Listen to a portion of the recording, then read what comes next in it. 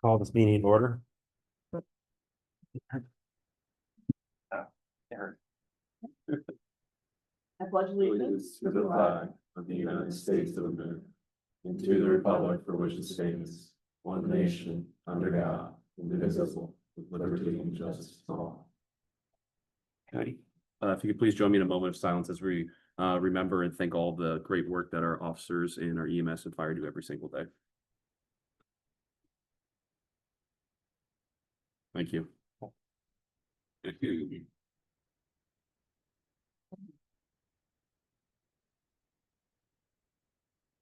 This meeting is being recorded via Zoom. Recording will be uploaded later. That should YouTube channel. The board met in executive session prior to this meeting to discuss legal and personnel matters. The toddler trick or treat will take place on Friday, February 24th at 10 a.m. at East Goshen Park. Before we get started, Tony, is there any public comment on anything outside of what's on the agenda? So, Mr. Chairman, we did have originally a land development up for approval tonight. That was tabled due to some outstanding issues, particularly with the other township that's involved, West Whiteland. But I believe there's some representation here for the project and the application. And I had talked to one of the attorneys and said that they would like to make some comments about it. So since it's technically not on the agenda, it was tabled, I would probably think this would be a good opportunity to do it. Yeah, come on up.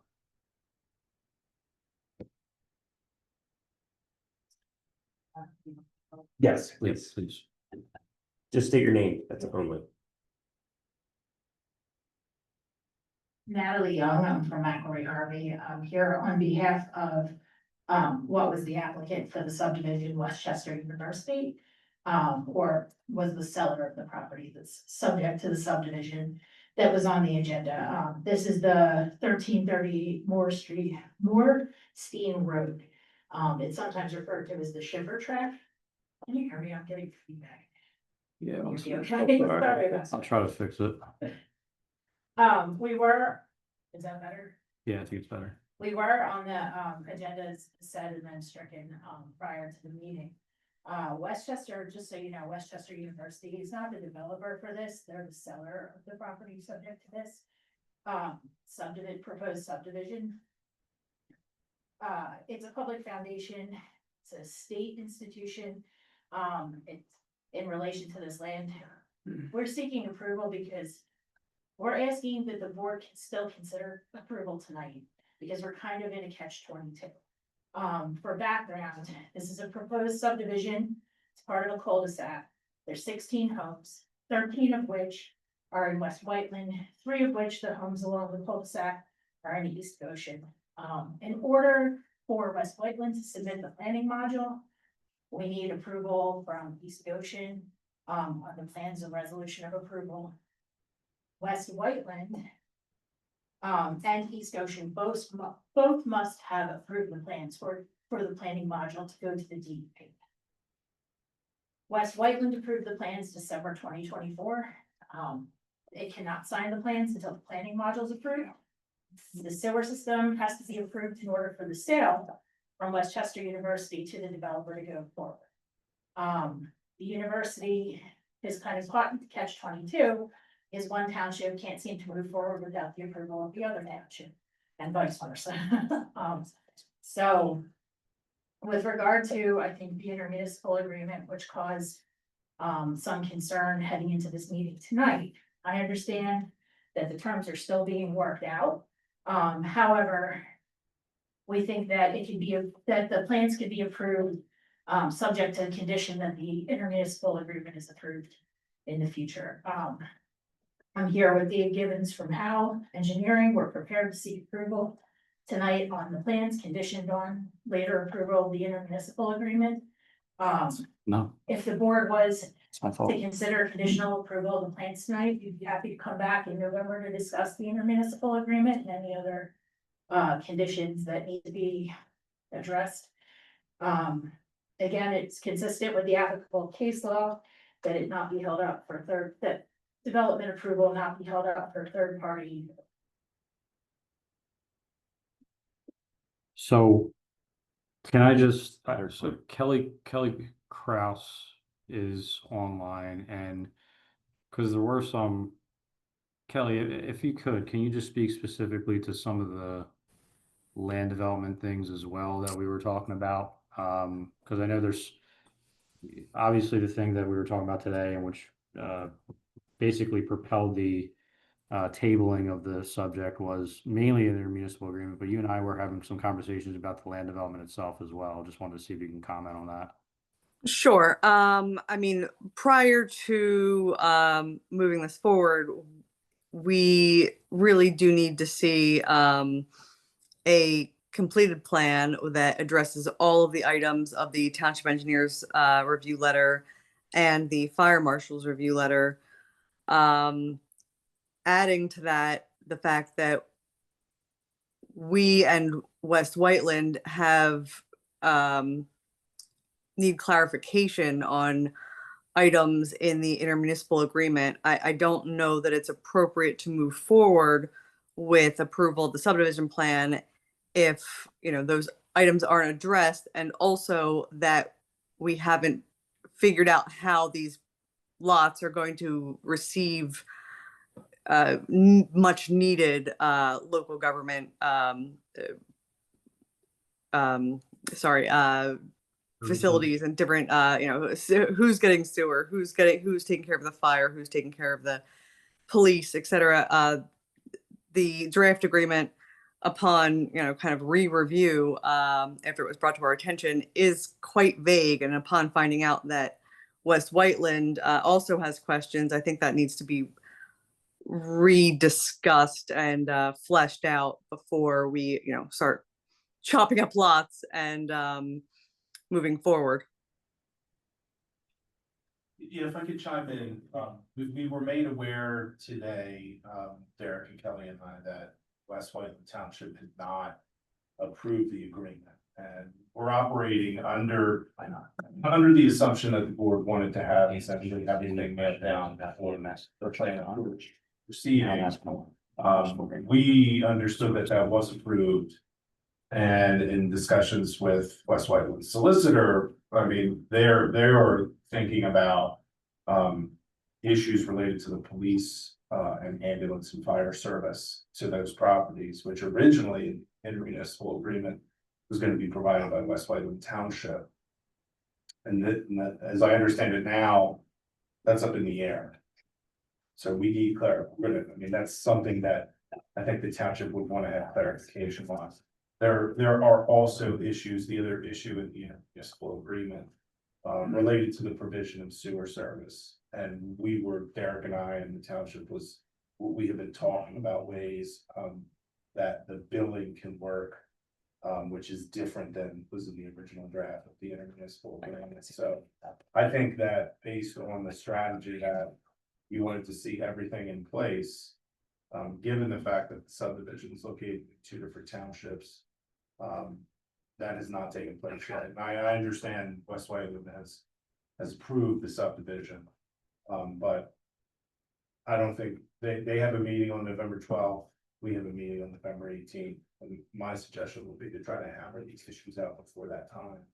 Because if we don't, then it could be open-ended on those municipal issues. Mark, I have a question. So are we even able to approve something that's not on our agenda? I mean, Ms. Young's coming in and asking for approval on this, and it's on the agenda, but it's been removed from the agenda before the meeting started. So is it on the agenda? Is it off the agenda? Is it legal? Is it not? That I'm not sure I understand. It was noted as being legal, but it's not on the agenda, then you would need to add it back in, and that would be. Okay, so Justification for that. But once it's been tabled and it was announced as it was at the beginning of the meeting that it was tabled, are we even legally supposed to entertain this? Well, under the sunshine, I mean, you're allowed to listen to the applicant. Okay. It's true. See, but. Sure. Discussing.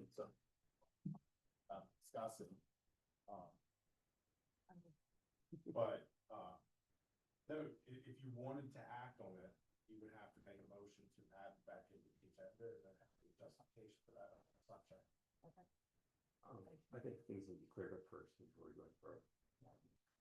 If they're East Coast residents, you need to know that they're going to be serviced and taken care of and things are handled correctly before it can be approved. And Am I right or wrong or? Yeah, and I understand the issue from West Whiteland's perspective was they were looking to request potentially fees from East Goshen Township for that, which is a new thing that we had never heard of. Yeah, I mean, I'm not trying to hold this up. Trust me, I want to pass this. I've been trying to pass this for a few months. Again, just some of the stuff that came up today, I would ask the applicant for the extension through the November 18th meeting, which is our next meeting. And I'll work with whoever I need to work to make it happen, but, and I understand the differences. I talked to Brian on the phone today about the plan itself and the land development and their intermunicipal agreement. I mean, to me, a lot of these issues are going hand to hand, and then what Kelly raised is some good points. So again, just here as the township manager, I would ask the applicant if they could please do the extension and can work some of this out versus trying to do this in a piecemeal way, in my opinion. I'd like to just give further clarification on the sewer issue, just so that the board's aware. Part of the issue for why the sewer is coming up and why we're seeking. And address that. But just clarification, in order for the sewer to be approved, West Whiteland needs at least a resolution of approval for it to go to DP. For the sale to go through.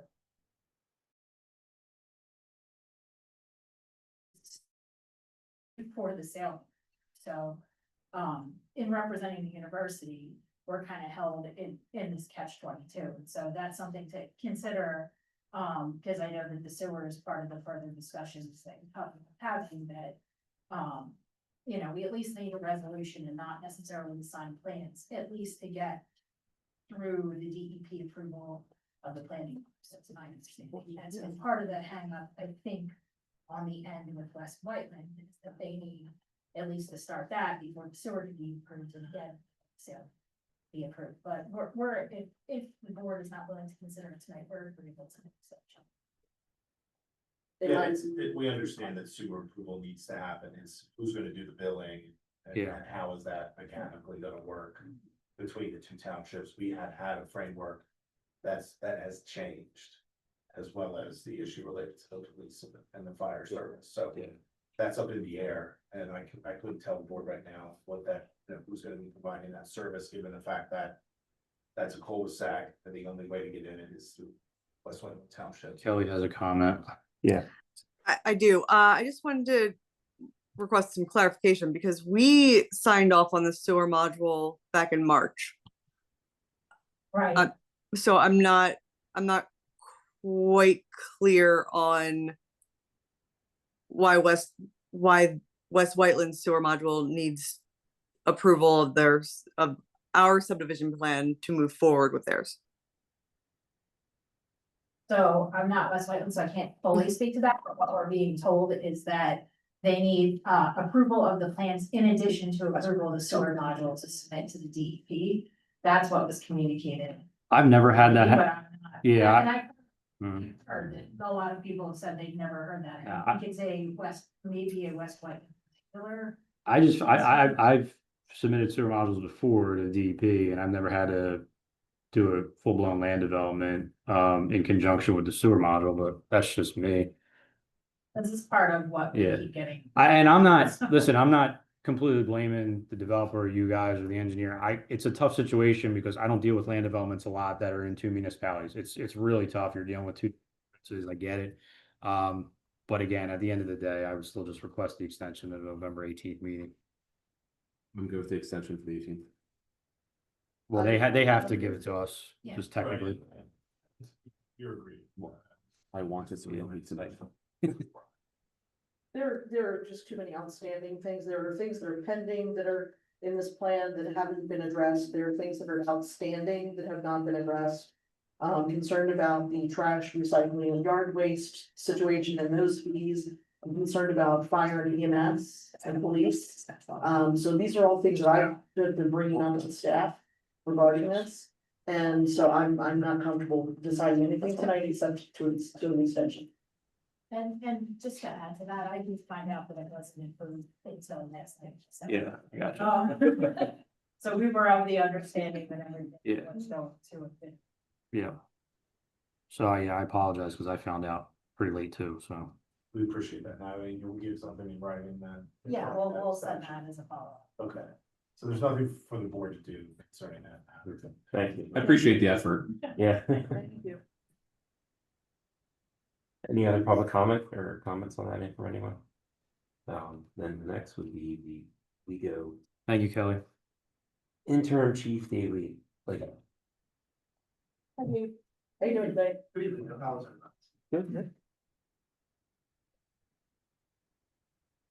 It's nice beards that you're growing there for blue beards for cheaper for charity. Thank you, Thank you very much, I appreciate that.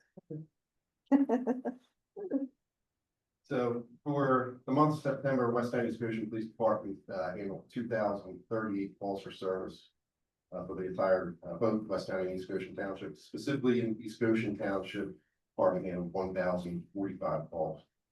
Year to date in East Goshen as of September 30th, the department's handled 9,886 incidents. Year to date for both townships, the department's handled 15,160 incidents.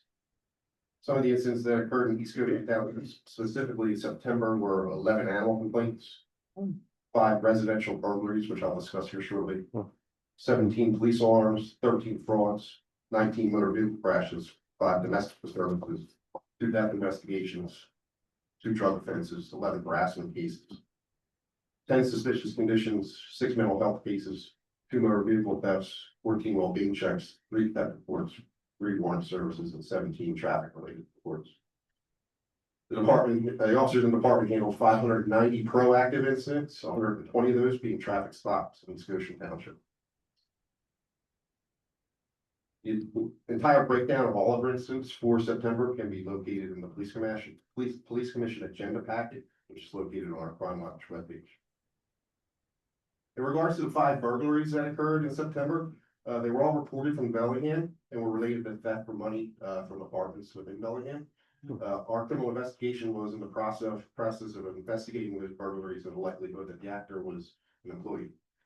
On the 12th of this month, officers were dispatched to Bellingham for a theft report that had just occurred. Upon officers' arrival, they met with a resident of Bellingham who had witnessed an employee leaving her apartment and confronted the employee about why he was in the apartment. Upon investigation, it was determined that the employee had stolen approximately $126 from the victim while inside her apartment from her purse. The subject was arrested and subsequently confessed to the previous steps that our department, theft reports our department took as a result of our criminal investigation division interviewing him. He was charged accordingly. We have noticed an uptick in check washing. Check washing is a type of financial fraud where criminals steal checks, chemically remove the ink to erase the payee or the amount, and then rewrite the check for a larger amount to themselves before cashing or depositing it. This scam often targets checks stolen from mailboxes, and altered checks can result in significant financial loss for victims. Residents who mail checks should take precaution by mailing checks at the post office or a secure mailbox. Should avoid leaving them in your own mailbox unattended or the postal carrier pick up. We encourage our residents to monitor their respective accounts if they're sending checks out. With the holiday season upon us, we haven't seen any yet, but we're anticipating package thefts starting to occur again. It happens every year. To protect themselves from package thefts, residents are urged to use security cameras or ring doorbells, track their packages for real-time updates, and to request signature delivery if possible. If you're going to be out for extended period of time and you have a neighbor that could possibly pick up the package, we would suggest that they do that if you trust them. Michelle, as you pointed out, I have a beard, which I'm trying to grow. And you may notice that our officers are also growing out their beards, as we do every fall this time of year. We do this in support of the Bluebeards Charity Foundation. Officers donate to the cause, which allows them to grow out their beards. This cause supports the Sambuco Children's Education Fund, Child's Light, Chester County Crime Victims, and Westchester Food Cupboard. Last year, throughout the county, officers in the county participated, raised approximately $60,000 for the charity. If you would like to purchase a Bluebeard yard sign, you could do so at our police station during business hours for a small donation. That would go towards the charity fund. Additionally, in October, officers are allowed to wear pink badges in support of breast cancer awareness. I have mine on right here. So it's another way we're supporting people suffering from breast cancer. This time of year is very busy as far as community events go for us. Officers have been participating in numerous events over in both townships over the last month and a half. Some of those include the East Goshen Food Truck Festival, Goshen Fire Company Open House, Hershey's Mill Health Fair was a huge success. And recently the Walk for Me 5K walk in honor of Bianca Robinson, who was murdered as a result of road rage in West Goshen Township in 2017. Bianca was a resident of Westtown Township and was a graduate of Preston High School. Lastly, we're currently in the process of scheduling a coffee with a cop event sometime in mid-November. That will take place at the Giant in Westtown Township on Westchester Pike. So once we have a firm date on that, we'll push that out to our social media. Do it the last one in Westtown? Any questions? Thanks, Dave, for being here. The last time we did coffee with a cop, was it in Westtown as well? Or was it the Giant in East Goshen? I believe it was the Big Road Giant. Okay. Yeah. I couldn't remember. I know you usually rotate. I just. We had two in early in the year. One wasn't, I believe the last one was at the East Ocean Giant. It was. Any other questions? I have a question. So what is a legal motorized vehicle and not? Because I almost took out a guy the other night on 352 coming over the hill. He was in my lane coming at me on a scooter. Yeah, so the requirements for what makes a motorized vehicle legal and not legal with these e-bikes now are popular, there's a couple of factors that go involved to it. I believe it's the power of the battery, number one. Yeah. I also believe it's the miles per hour that can. Well, they go at least a pedal e-bike will go 20 miles an hour. Right, so what I can do, Peter, is, because I don't know the specifics, I don't want to give you bad information. We have a chart that we recently distributed to our officers that we can push out through our social media, so everybody's aware of it. But this was a stand-on scooter that you just stand on. So I don't know how, and he was all in black. Like I just saw him. It would still apply to the motorized. Yeah, going the wrong way on the road on top of that, going towards in my lane. Right, yeah, the law still apply to any motorized. Yeah, and I've seen a couple bicycles too, which are. They probably do at least 30 miles an hour. Yeah, they can get up there. Yeah. But I can push that information out. All right, I just, because someone's gonna get hurt. Yeah, and I have a question regarding a similar thing. So, over in Summit House, they're complaining about, particularly at dusk, the kids coming out on their motorized, scooters and some of the hover type board, one wheel kind of scooters. Are you able to, as the legal police, do you have any way that you can police the children? Or is that considered private there? That's on private property, Yeah. Michelle. So Okay. we can't, there's nothing enforceable that we could do within the complex of Summit. Okay, could we talk offline? Maybe we can talk about a safety day to have over there, so because the kids aren't wearing helmets. Sure. They're not wearing any knee pads or anything like that, and that's a concern as well. Yeah, we'd be happy. They don't have reflectors, that's another Absolutely. problem. It's 1980. Thank you. Thank you. Thanks, Thank you. Dave. Appreciate it. So tonight we have Malvern Fire, correct? Yeah, so the Goshen Fire is not here for Yeah. their report, Mr. Chairman. Malvern is here for a presentation on the 2026 budget. I don't know if we want to keep going and they can do the September 2025 report since they're here, in conjunction with the presentation. So we can do the financial report, next and just keep going. And then we can come back to them when You they're wanna come back to that? Yeah, There and you then go. they can do their presentation in conjunction with the 20. All right, so then there's no good fellowship, correct? Nope. So then, So no be public fine. hearings? Nope. So we're going to the financial report next? Yep. All right, Chair, as of September 30th, net of pass-throughs, the general fund had year-to-date revenues of $10,519,520 and expenses of $9,257,789 for a net result of $1,261,730.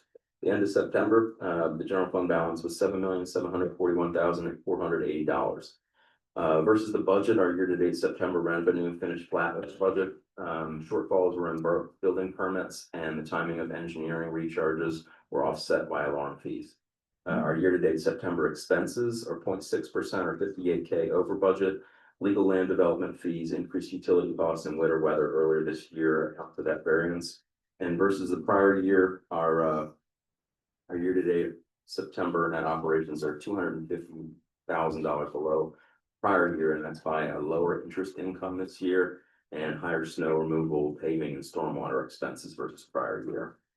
Any questions on the year-to-date financial report? We're still looking pretty good as far as we're 65,000 below the budgeted net as far as September. I think in November and December we should catch back up and possibly have a surplus at this point. So Dave, I just have a quick question regarding the ARPA fund balance of $3. What is the plan to go ahead and close that account? it's closed now. Thank you. Yeah. Water ice. Yeah, 3 water ice. We got a $3. We're supposed to take interest like right after. Oh, yeah, I'm sure. Great, get back to treasurer's report. What's it? Treasurer's report. There's no minutes, so yeah, treasurer's report. Treasurer's report is from October 2nd, 2025 through October 16th, 2025. Transfer tax revenue, EIT collections, per revenue, permits, alarm fees, and Parks and Rec registration fees drove our fund revenue during this period. The expenses included our monthly WEGO contribution, vehicle maintenance repairs, highway materials and equipment rental, stormwater materials and equipment rental, Parks and Rec programs and events, insurance payments, tree removal, and other routine operational expenses. From the capital reserve fund, we had $10,000 payment, which is our lease to own chipper that we're gonna finish up next year.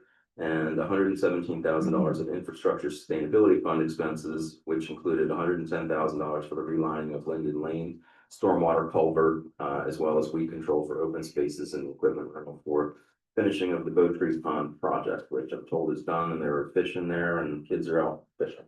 Cool. And there's also, I was told by a resident, they also have poop bags down there, so that there's not a lot of dog feces down there, Yeah. but people are happy about Yes, that. yes. With that, Mr. Chairman, I move that we accept the receipts and approve the expenditures as presented, expenditure register and summarize the treasurer's report. Second, Any public comment on any of this? I have a couple questions real quick. Michelle? Dave, I wanted to go to the cleaning services. Can you tell us what the contract is for the cleaning service? Clean right, so it's clean 015. Yeah, Clean Right should be probably coming out to us again to see if we wanted to renew the contract. Since it's October, I would expect to hear from Bud probably this week or next week. Okay, and it's an annual contract, correct? Yes, So we don't know if there's any increase at this time? not yet, no. Okay. And I would like to make a comment about the Pumpkin Fest and the Truck Food Fest. So everything was terrific. It was a really nice event for the children. The only unfortunate thing is that there were a number of residents and non-residents, a lot of non-residents who ended up taking pumpkins by the dozens. And so I want to see that run differently next year. So we've got to talk to Jason about that because there was $2,100 of pumpkins that was purchased for this event specifically for children. And there were adults taking, at my count, 10, 12, and 15 pumpkins. And at the end, there were no pumpkins left for the children. And so they were completely blown out before 11:30. It was probably closer to 11 that pumpkins were gone and accounted for, that were sitting there guarding their 15 pumpkins. So I'd like to see that run differently. Just a pet peeve of mine, children should be able to get their free pumpkin. But the food truck fest was really, it was well attended in the end, despite the drizzle. And do you know if Jason actually gave any of the vendors any of their money back? Because there were a few vendors that were not getting attention. Dana's out this weekend. Jess is, So Yeah. there were a couple, do you know how many vendors got money back? So he's getting back all food. All food trucks are getting their money back or credited for next year. Excellent. Thank you very much. We don't want to see our guys get ripped off that way. It's not their fault that it was a drizzly day, that's for sure. Dave, no charge for the straw. I don't have any other questions. Moving on, there's no old business? Oh, Yeah, hold on. All right, bring it in. All in favor? Aye. Aye. Thank you. Aye. No old There you go. business. Thank you. Don? You're in John said favor? aye, yep. New business, discussion and possible adoption of the resolution 2025-09 and formalization of the Westchester Regional Emergency Response Team relationship through intermunicipal. Yeah. Thank you. Yes. Thank you, Mr. Chairman. So as I stated in the memo, the Westchester Regional Emergency Response Team is the local SWAT team, for lack of a better word. So this is made up of, I believe, 9 municipalities in the Westchester area.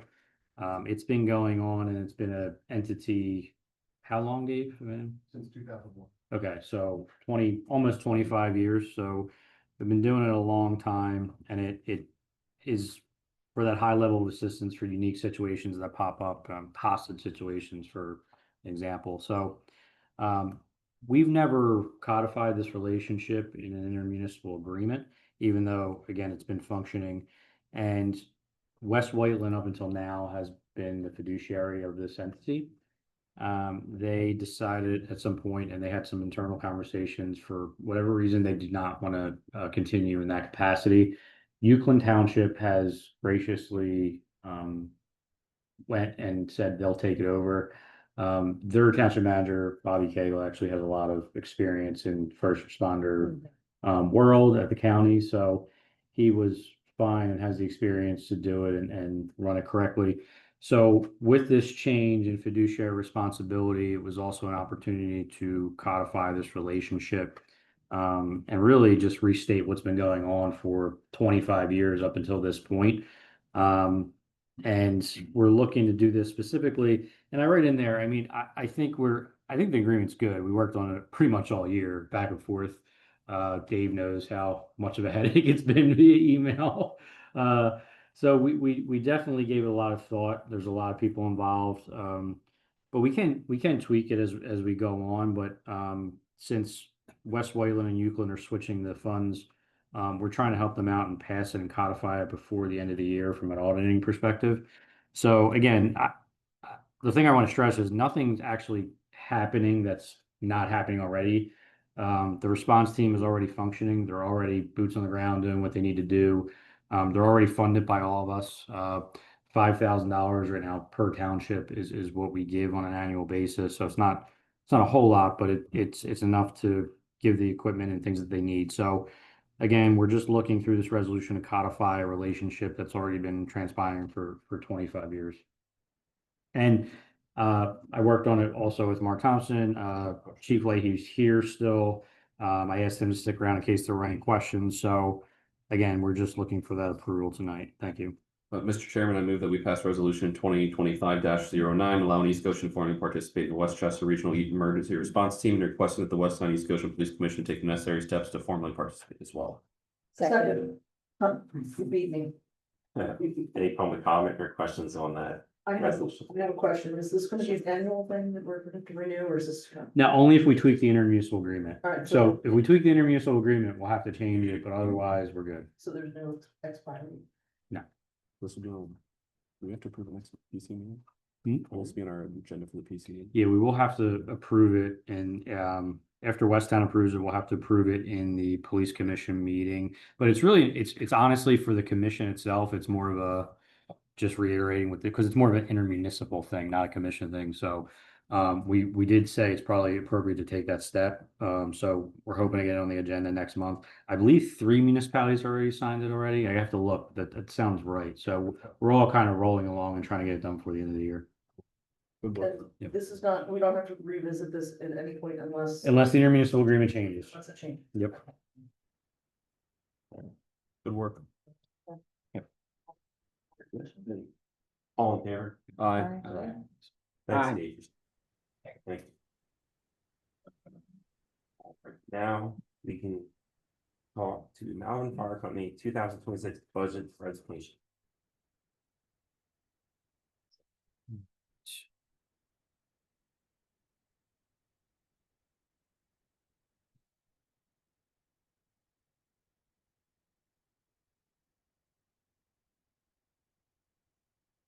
How's everybody doing? Just a quick introduction. I know it's been a while, certainly for us to be in front of the board. So my name is Neil Vaughn. I'm the, You just go on the mic a little bit more. I am, the chairman of the board of trustees for the fire company, and with me is our director of EMS operations, Eric Kovacek. So before we get into our budget, presentation and requests, we'll just, review the monthly report real quick, if that's acceptable to the board. Be great. Yes. So fire side, kind of a slow month for the month of September. We ran 22 emergencies. That includes 1 fire, 8 rescue and emergency medical service calls, 1 hazardous condition call, 8 false alarm and false calls, and 4 special types of incidents. The municipality breakdown would be 1 in East Goshen, 1 in East Wetland, 7 in Malvern Borough, 1 in Trinidad Township, and 12 in Willistown Township. So I will turn it over to Eric real quick to provide the report, but he will go through the budget presentation for a majority, but will also be available to answer any questions and add some time to. Thank you. Good evening, everyone. Thank you for having us, first of all. Really appreciate it. As far as the EMS report, they're looking for just a moment. And if you could talk right into that mic, that'd be great. Thank you. Sure, sorry about that. It's because of the people online. Understood. So for the month of September, we had 218 calls total across the EMS service. 34 of them were in East Goshen Township. That represents about 18% of our total volume for the month was located in East Goshen Township. We assisted the Goshen Fire Company 37 times during the month. Is that with ALS that you were assisting them, or with BLS? Thank you. Of those calls, we transported 137 patients to the hospital. We have some more statistics there, but you guys have it all on paper. If you guys have any questions specifically about the report, I'm more than happy to answer them. Let's do this bit now. So, if it's okay with the board, I'd like to go through our budget presentation. Again, thank you guys for having us. I want to start off by saying I recognize that our ask this year was significantly more than it has been in years prior. And we put together some information here to kind of explain why that's the case this year, and explain how we got to the numbers that we got to. So, next slide, please.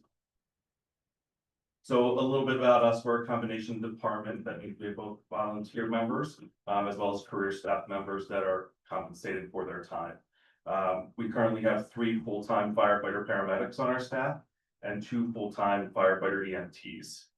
In addition to them, we have approximately 25 part-time staff, and that runs the gamut across EMS as far as EMTs, firefighter EMTs, advanced EMTs, paramedics, and some pre-hospital nurses as well.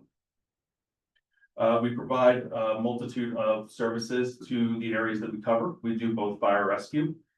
We do that with 1 ladder truck. We have 1 engine, and we recently purchased a new tanker to replace our 1996 pumper tanker that has certainly been aging, to say the least. On the EMS side, we do a unique combination, at least for this area, where we do a 50-50 split, where we are responding as the transport unit. So the big box ambulance that you see showing up, roughly 50% of our calls are dispatched for that unit. Another 50% of our calls are what we would call medic responder calls, where we're going out to assist in the instance of East Goshen Township. The Goshen Fire Company typically is who we would be assisting. The reason we do that is because we bring advanced life support services to the call. So if there was an incident, like somebody was having chest pain, Goshen Fire Company would respond with their crew. We would respond to assist because we can bring the cardiac monitor, we have medications, and we have advanced training, skills, and equipment that we would bring to that call. Next slide, please. So I realize this is busy in terms of a lot of numbers on slides, and several of the slides are busy like this. So I apologize ahead of time, but again, because of the functionality of EMS at Malvern Fire Company and the way that we are dispatched to calls, it's not as clear cut as some other agencies might be. So you can see that we cover all of Malvern Borough. We have varying responsibilities in Willistown. We do have a very small area of East Goshen Township that we are the primary fire company for. That would be the northeast corner of the township, if I'm not mistaken. And we also provide the basic life support for that area as well. We cover roughly 1/3 of the township in terms of ALS coverage. And that's combined both with our BLS area, basic life support, as well as the area that we assist Goshen. East Whiteland Township is a little bit of an anomaly with the way things are structured in the dispatch system. We cover roughly 50% of their territory for advanced life support. There's a note up there that is GPS based, so the township has elected to do everything based on what we call AVL, or automatic vehicle location, which is just another term for GPS. So it can ping our trucks. It says, okay, right now Malvern's the closest advanced life support unit, so they're gonna go to this call. Other times it could be other services. It's all dependent on the day and where trucks are currently located. And then Charlestown Township, we cover about 2/3 of that. Next slide. So this is just some maps, of visual representation of where we cover. On the ALS response area, that big gap there, that's East Whiteland Township. Obviously, it doesn't show us as a primary unit there because it can change day to day, hour to hour. So can I ask just a quick question? Because we were having this conversation before. You having your report percentage breakdowns of different fire department, like East Whiteland gets this percentage and Paoli Fire. So what is that geographical region? I don't think it's specified on that circle chart in your report, what that's based off of. That's simply based on the number of dispatch cases of each territories. So the county provides us a report every month that breaks down exactly whose fire district we're going to. Okay. So as part of that report, we can see that we went to East Whiteland Fire Company area. Okay. 30 times, and we went to Paoli's area 15 As an times. assistance sort of thing. Okay. And it doesn't break down specifically that we are assisting them versus covering them. Yep. Okay. I realize it's some semantics there. Yeah, it helps. Thanks. Yeah, sure. Next slide, please. So again, some busy number slides here. This is our 2024 data. Most of the data that's involved in this presentation is 2024, simply because that's the last full year to date that I have enabled to provide you. So total, we did a little over 2,300 calls on the EMS side, 367 calls on the fire side. In terms of the EMS numbers, 18% of our volume is East Goshen Township. I took this position with Malvern Fire Company in 2022. So I have data compiled basically from 2022 forward to now. And these numbers have held true over the past 3 years in terms of percentages of call breakdown. Would you tell us what the breakdown is? It says EMS. For East Goshen Township, it says 18%. There were 422 calls. What was the breakdown of BLS versus ALS? I don't believe I have that number with me. All but calls. That's all calls that Malvern Fire Company EMS was Okay. dispatched. Would like to know what the breakdown is. Sure, thank you.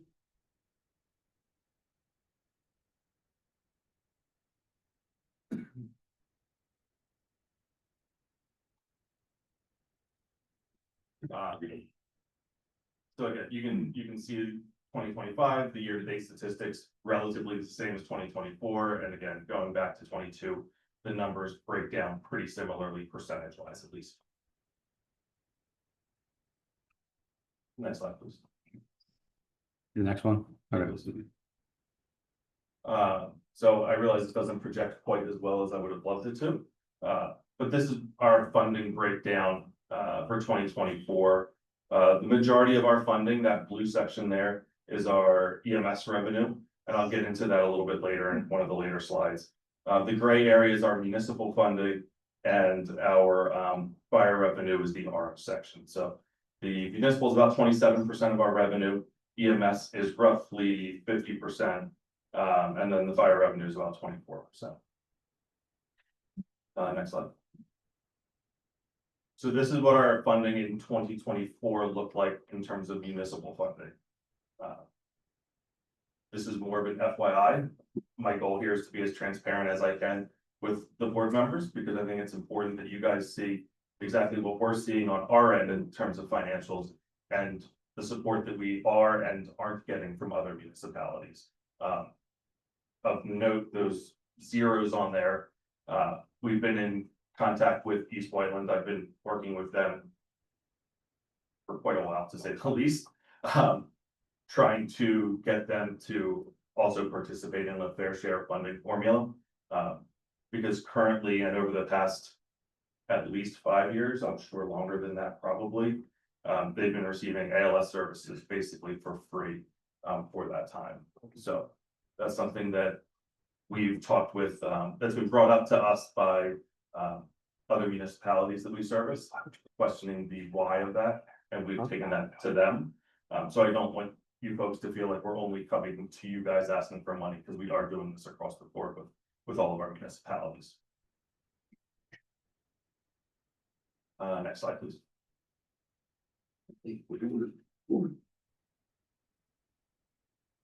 So this is a breakdown of our non-municipal funding. So this is the fire revenue and this is the EMS revenue.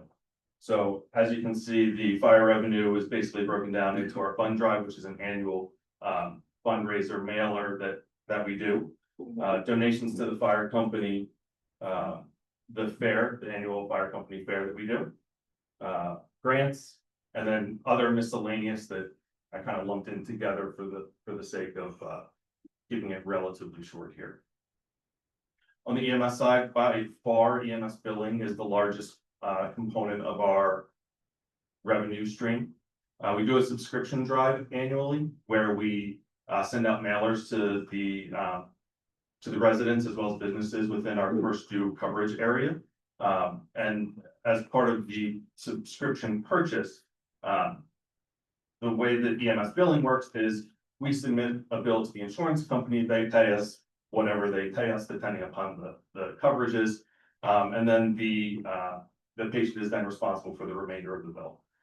Purchasing the subscription plan, it basically negates the balance bill that would go to the patient. And then there's donations and grants that account for a small portion of revenue as well. On your subscriptions, how good a return are you getting on yours? We are certainly on the positive side. Yeah. Okay. Are you asking for Like- percentage of like- responses? Yeah, it's like how many you send out, how many actually. Yeah, get I back. think we're somewhere around like 40 to 50%, Really? give or take. Okay. Yeah, cool. it's not too bad, and we do end up being on the positive side financially, where we're writing off far less than we're bringing in. Very great.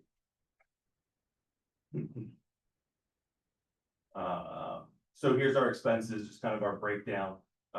The way that our financial sheets are done within the firehouse, we do have things separated out between fire and EMS. So that makes things a little bit easier on our end to be able to see kind of where the money's going and all of that. Yeah. So the numbers are up there. I won't bore you with all of them. I think the most important piece to note up here is on the EMS side, which is the staffing piece of it. Certainly, like most businesses, I would say, the people are the most important part. They're also the most expensive part. So in order to have coverage through the day, 24 hours a day, 7 days a week, 365 days a year, that costs money. And we'll talk about some more of the particulars related to that. So this is kind of what our funding deficit has looked like. Now, these numbers take into account. Excuse me, before we refer to through any further, are we gonna be able to have access to this PowerPoint? I have it. Can you send it out to us? Yeah, I apologize. I didn't have it finished in time to get it to you guys last week, but. So these are our funding deficit numbers over the past 3 years, kind of looking at our total revenue, our total expenses. And this includes the municipal contributions that we've gotten over these years.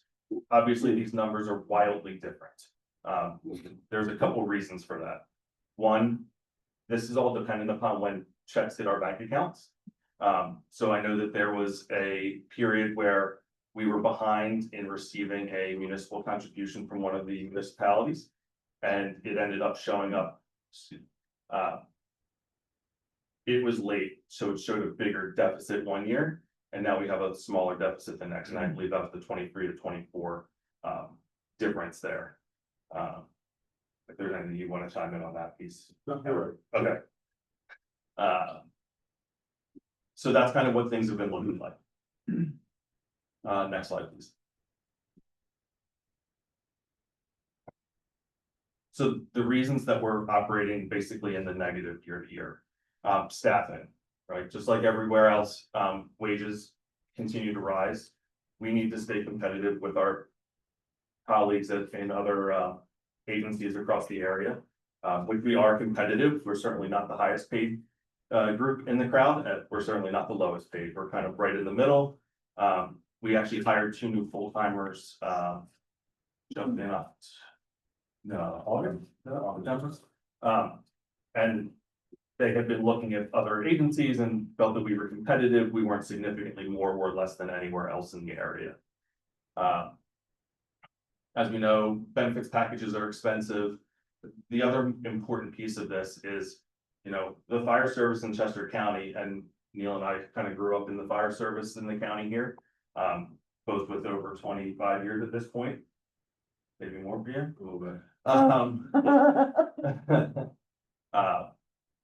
But what used to be primarily volunteer fire companies is very much progressing to very much career departments that have volunteers supplementing them. And we're no different with that either. We've found that the number of volunteers has continued to decline over the years. And as such, we have to make choices in terms of adding career staff on to make sure that emergencies are responded to in a timely manner with the appropriate staffing levels. EMS billing.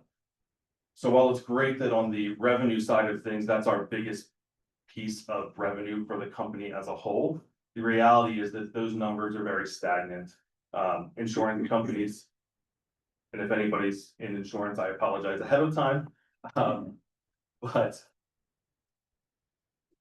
it can be very challenging to be paid out for the bills that we send out. There's also issues where insurance companies are sending payments directly to the patients, and then those don't make their way to us. And then at any given time, we also have a large amount of money tied up in collections because they've gone past their 90-day, 120-day, 180-day billing cycles, upwards of over $600,000 in collections trying to be collected upon. So I have a quick question. So with that being said, like, that seems to be a problem everywhere. It is. Is there anything being done to try and So there, bring this to Yes. wherever you would take it to get this rectified? yeah, so there's advocacy groups working through both statewide as well as at the national level to try and change the way that these types of situations are handled. Unfortunately, the insurance lobbying is much I stronger was than the just gonna EMS say that. lobbying.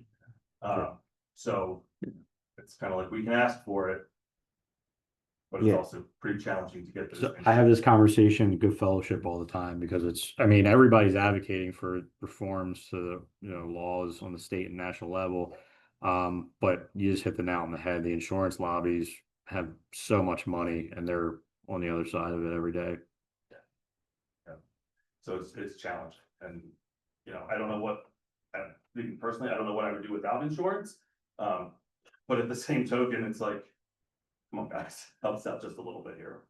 What's your staffing breakdown as far as volunteer versus paid for fire and EMS? What does that look like percentage wise?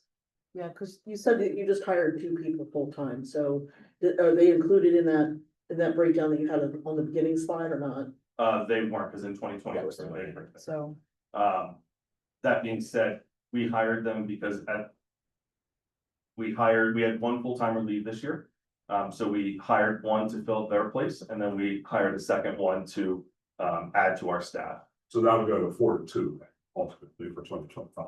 So there's 3 full-time firefighter paramedics. Yes. And there's 2 full-time EMS firefighters. Yes. What is that number now? Is it 4 full-time EMS? We're currently at 3 and 2. That's our current. 3 and 2, numbers. that's the current number. Yes. And then how many volunteers do you have?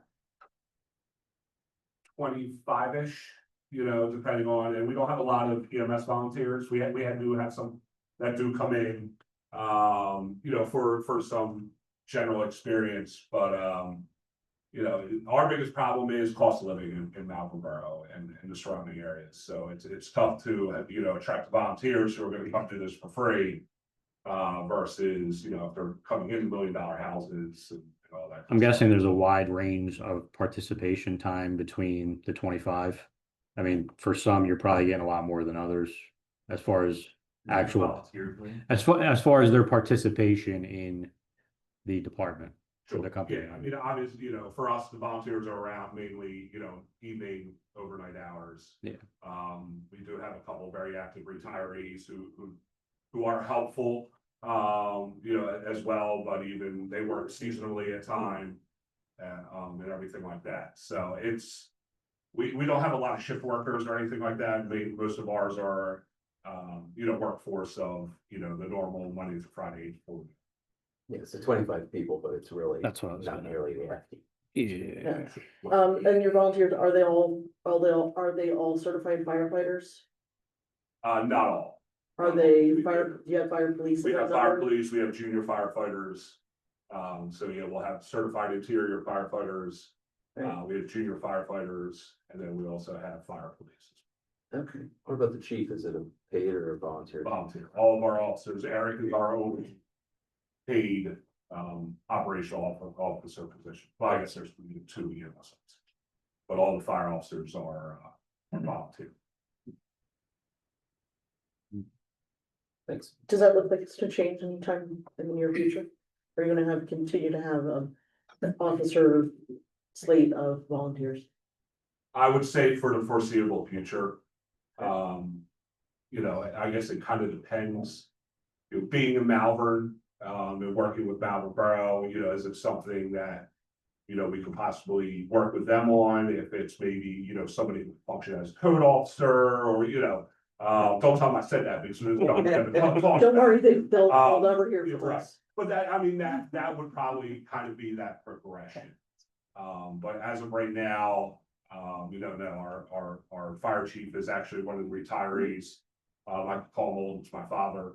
So, so he just retired from the railroad, so he is around a little bit, but he's retiring from that position at the end of the year as well, so. But yeah, for the foreseeable future, and some of it is fun, really, to be able to pay that position also.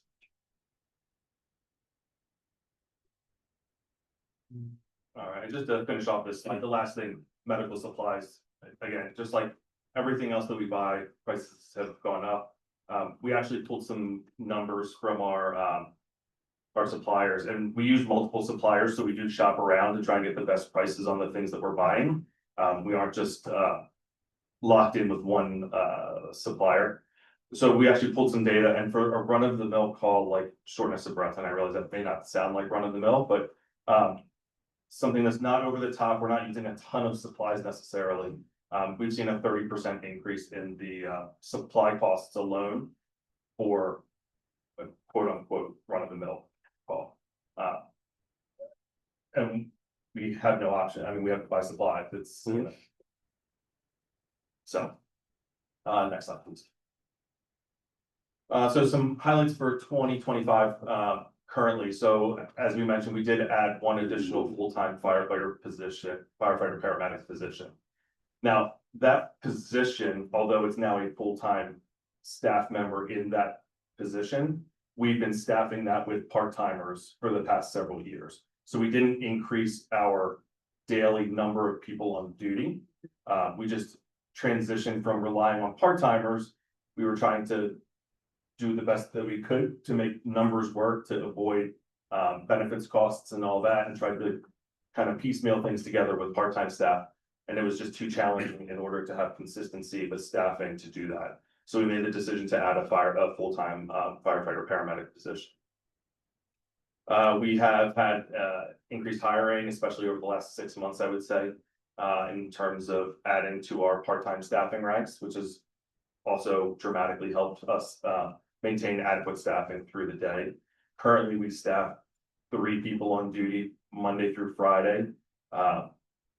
We'll call it 6 AM to 6 PM for ease of numbers, and then 2 overnight and 2 24 hours a day on the weekends. So, So 3 people, 6 to 6, Monday through Friday, 2 people, 6 P to 6 A and on. yeah, Just so Monday sorry, through Friday and on the weekends. 2 people, 24 hours a day, 7 days a week, Monday through Friday, we add a third on during the day. That's probably the better way to explain it. Yeah, no, that sounds good. That's perfect. And then how many part-timers do you have? We're right around 25.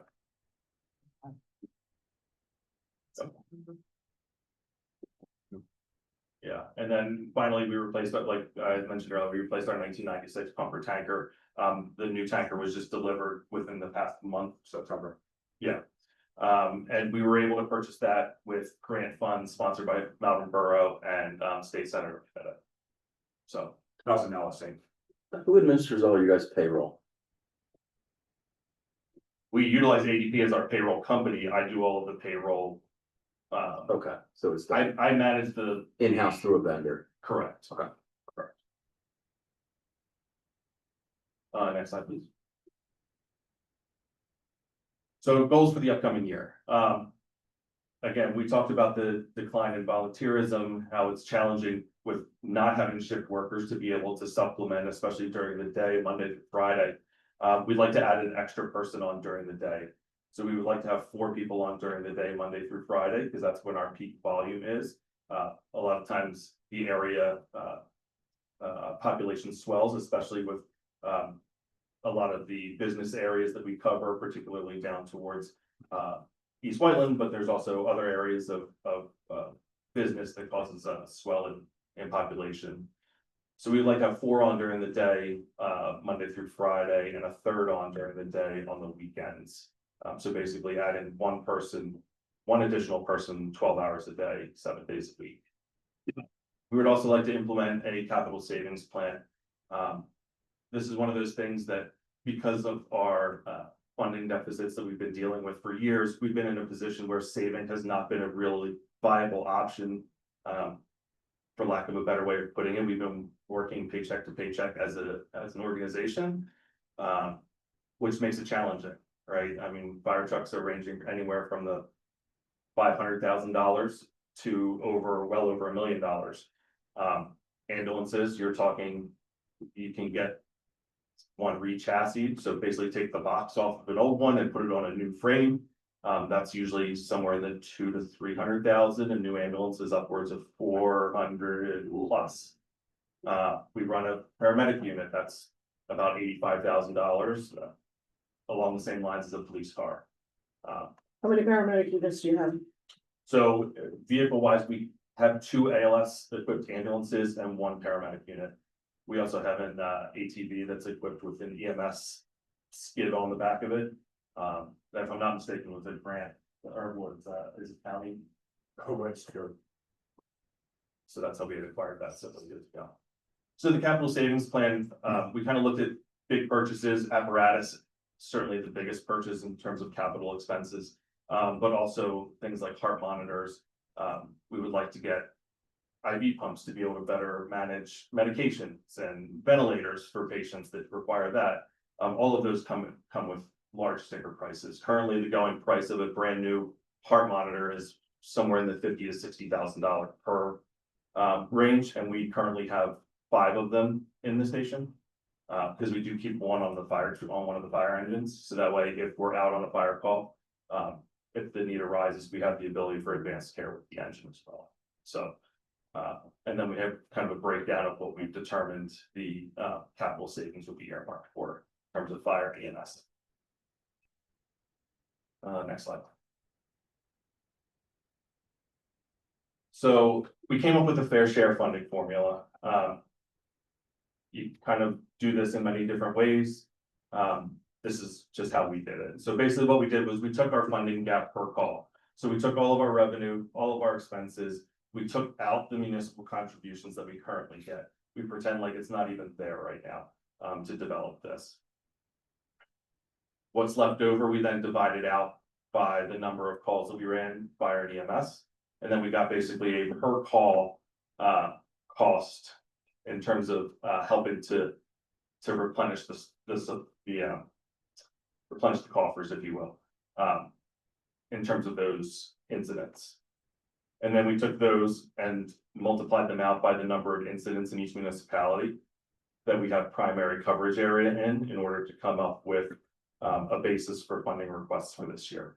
Next slide, please.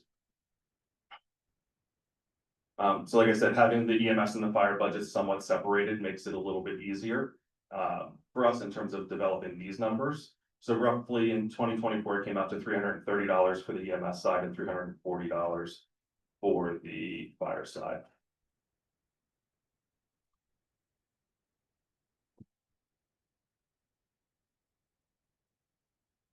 Again, this is a busy slide, but this is busy because I wanted to make sure that there was transparency with all of you folks to see kind of where these numbers are coming from, how we got the numbers that we're asking for in terms of municipal contributions from you, but also showing what we're asking for other municipalities.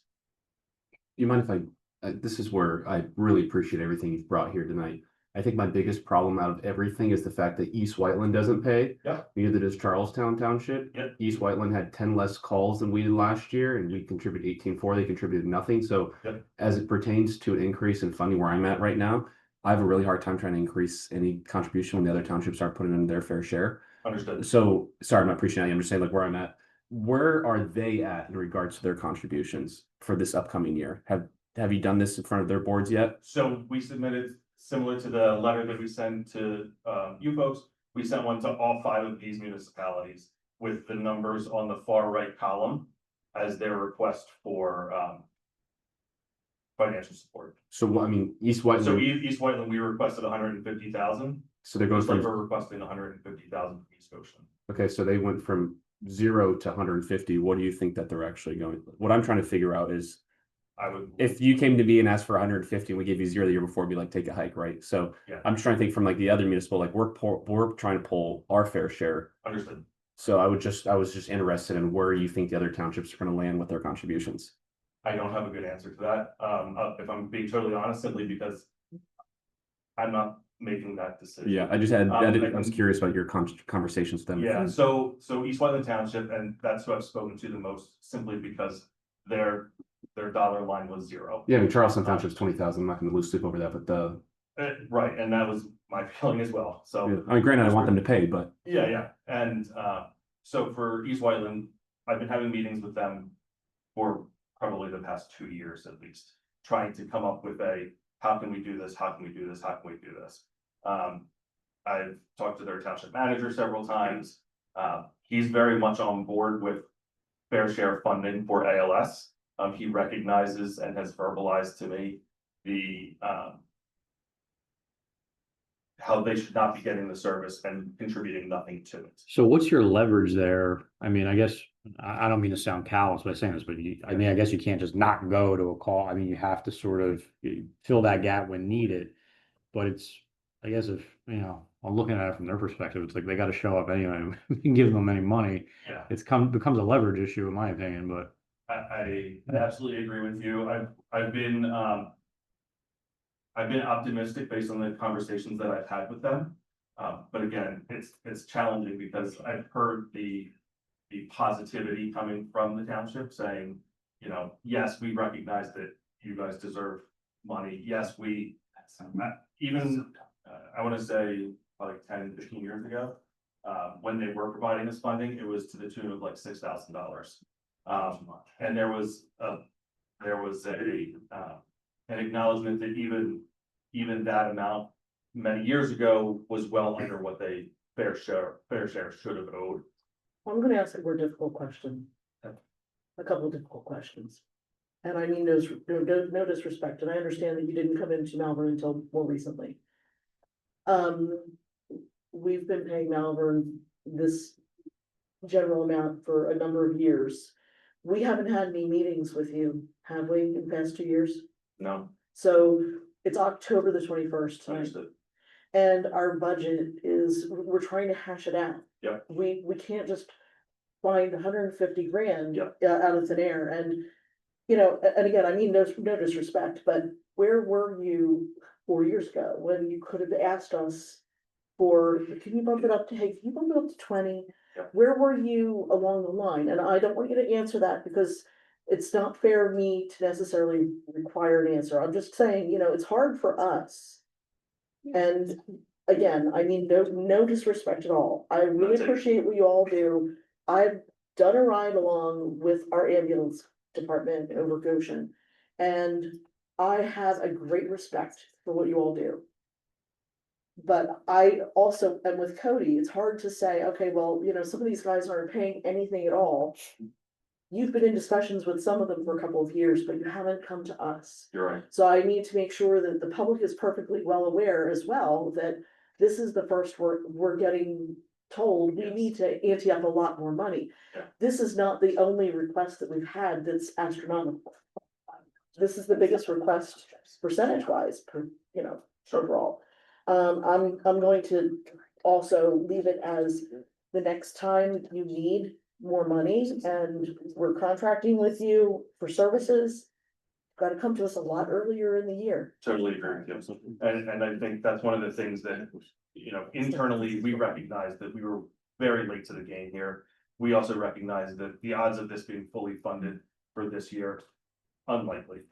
We understand that, and we certainly appreciate the position that you guys are in as a board to have to make these decisions and to have this dropped in your lap October 1st or whatever the date was that it came to you guys. So I apologize for that and the tardiness of getting it to you and not having these discussions in March probably would have been a better option. Or last year, or even last year was. Sure, absolutely, absolutely. But one of the things that, you know, we also want to do is we want to make this as kind of we want to open the door to be able to have these discussions to say, how can we get to here by 28 perhaps, or, you know, I don't want to definitively put a timeline on it. I think that's what I put in the letter that I had sent, but trying to work. Costs are gonna go up though between now and then, and Absolutely. that number is gonna have to go up as well. Absolutely right. You know, it's kind of, it's a little bit, pie in the sky to think that the 150 is gonna make it in 2028.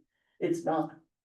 You're gonna need far more than that. Yes, And agreed. so, you know, the costs are just what the costs are. Yep. So, logistical question for you, and I could look this up, but I didn't know if you have it off the top of your head. Do you know if the municipalities that don't fund you at all, when they pass their emergency services resolution at the reorganization meeting, do they name you guys? No, Okay, they name East Wyland Fire Company okay, for their basic life support Yeah. service. okay.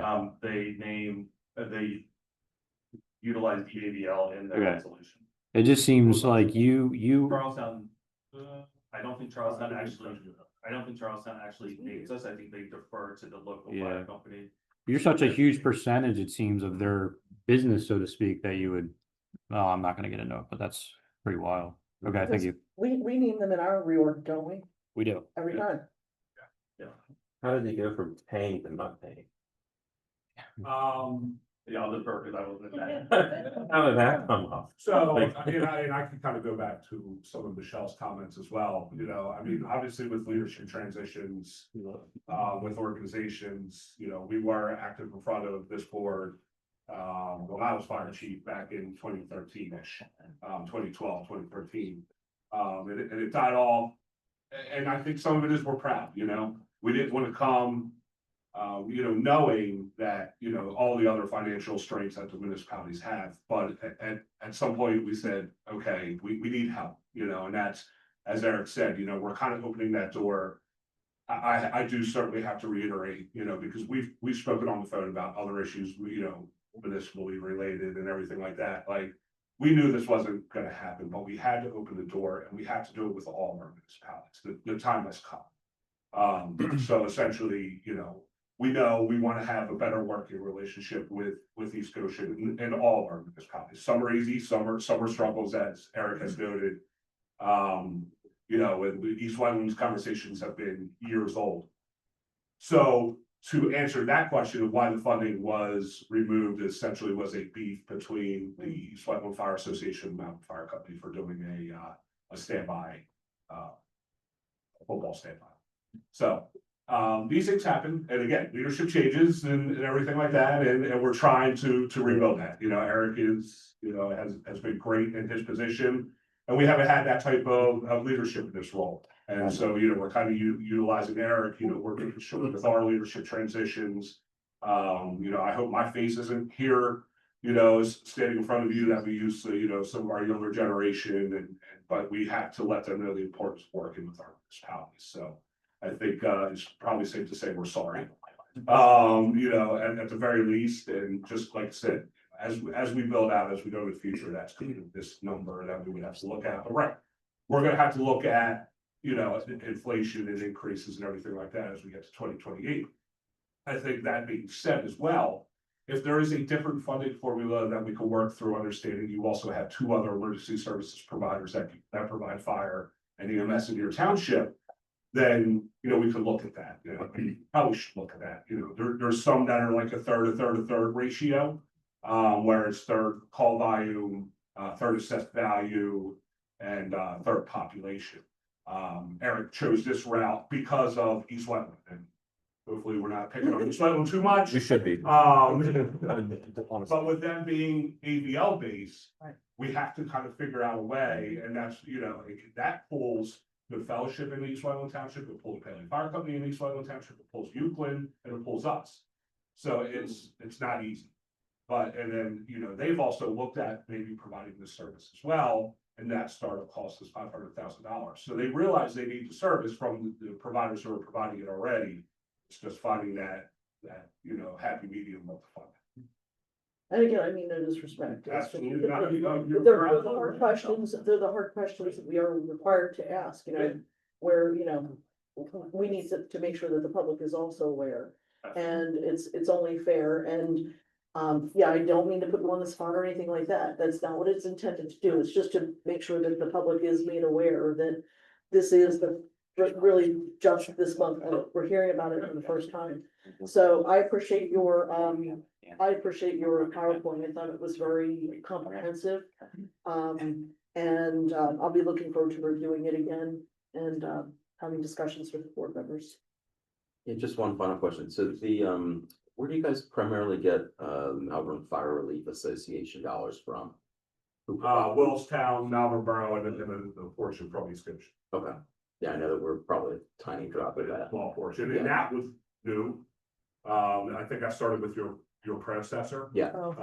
So that was kind of relatively newer. Sorry, microphone, sorry. Sorry, that was relatively newer. Yeah. But so, you know, Willstown splits their up between four. Okay. So between Malvern, Paley, Newtown Square, and Goshen, and then we get all Malvern. But that funding would be separate than what's on the Malvern Fire Company funding, right? That you show in the slides, right? Correct. That's volunteer. It's That's got particular volunteer. assessments. Like, we can't even buy Uses. Yeah, protective gear for our career staff out of the Relief Association. understood. Yeah, okay, thank you. Thank you. Thank you for Appreciate your it. time. I appreciate it. Thanks very much, guys. Are there any other questions or any other information that I will use one contract further. I think that if you can make sure that we get the PowerPoint, Derek. Yeah, I'll we can email it to review you. that, and if we have anything, we'll go from there. I mean, yeah, just obviously we have about a month till our preliminary budget is due, so we'll work on it and we'll be in touch. Very informative. Thank you, guys. Yeah, thank you all for listening. Thank you. Thank you.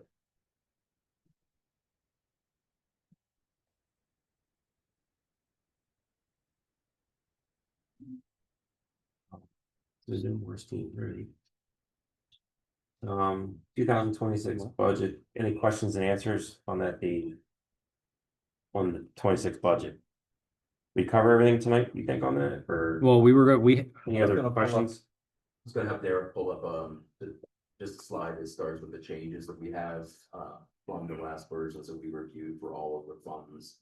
And I have a kind of a bullet points of what things have changed from then to now, based on doing projections, looking at year-to-date September, rolling that into full year 25 projection, adjusting the balances to see what our interest might be next year. It did kind of play out a little bit in, some of the balances that we're looking at for the next year. I think I'll go to page. Oh. Dave, will you be able to send this to us as well? Of course, Thanks. actually, it'll be on the website as well. Right. Actually, I think I actually put it up. Okay. If you wanna jump into slide 20. Just go to changes of funds. Oh, I can't see.